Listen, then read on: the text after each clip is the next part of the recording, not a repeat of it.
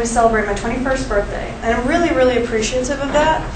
Not because of the drinking or the parties or the fact that I actually get to shop at Forever 21 without feeling stupid, but because I would be dead right now if it weren't for a surgery that came about in the 1800s. Now, medical procedures from the 1800s is extremely important for stuff that happens today, all those science we have. Some of the procedures are completely different than they were back then. Some of them are just a little bit modified, and some of them are still the same as they were back then.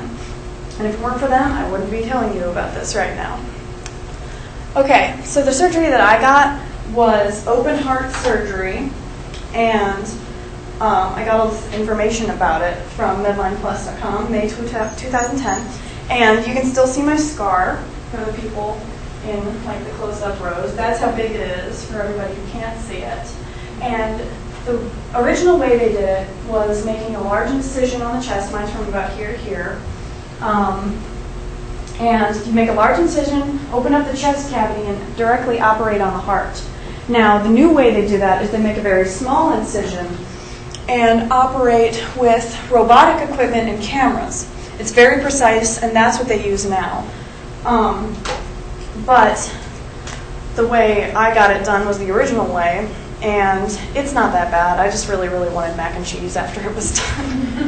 And that was around since 1896, and literally the next surgery my surgeon did was the new procedure. So I guess I'm a living relic from that. Now, that's something that changed pretty much completely. It's totally different now. But something that was basically just modified. This is a medical equipment set from the 1800s. Down at the bottom is my favorite. It's the bone saw for leg amputations. Right here is for arm amputations, and this is for cranial surgery. Now, we don't have bone saws like that today where you would actually saw it, but back in the day, according to 5sick.com, 2010, they would line their instruments with opium to make it a little less horrible for you as they saw off your leg. They'd also probably give you a swig of whiskey or something. But now, this is a little creepy, but our medical bone saws are electric weapons, are electric equipment now. It's an electric piece of equipment, and it's still serrated. It's basically the same thing, but it's been modified for modern times, and you don't have to saw it yourself. So that's very good. And we have proper anesthetics now. All right, and that's something that's just been modified, and something that has stood the test of time, still the same since the 1800s, so medically advanced for its time, we still use it today. Can you think of what it is? Urodines and diphtherias. Kelly should know what I'm talking about if she passed that zoology test. That's a container for it from the 1800s. Here's the modern container. And according to my zoology teacher, Jason Allen, this is what we still use: leeches and maggots. Ew, that's disgusting, right? Well, actually, they're extremely efficient, according to our zoology teacher. Leeches are used when patients have capillary damage, the very, very small veins. We cannot reconnect them because they're so small, so you have a lot of blood pooling where it shouldn't be, and you have no way to suck that back up in your body. So, leeches are used to get rid of that excess blood. They're very clean. They don't have those giant teeth like everybody thinks they do, and they're very easy to pick off. I had one on me the other day. They're actually kind of cute. So I drew a picture to make you feel better. And maggots, they only eat dead flesh.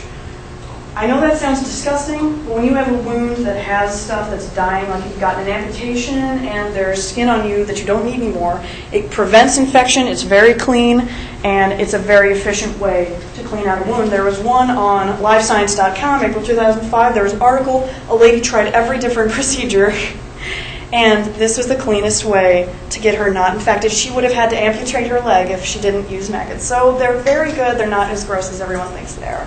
So thankfully, we don't have to deal with this kind of medical equipment anymore. We have modern science. Some things are just not the same as they were before, like the open heart surgery that saved my life. Some things are slightly modified, and some things, like the leeches, are still the same. So next time you get a cut or you break a bone or something, or anything where you have to go to the hospital, you can thank everyone who had to live through the 1800s, because without them, we'd be taking a swig of whiskey, biting on a stick, and hoping for the best.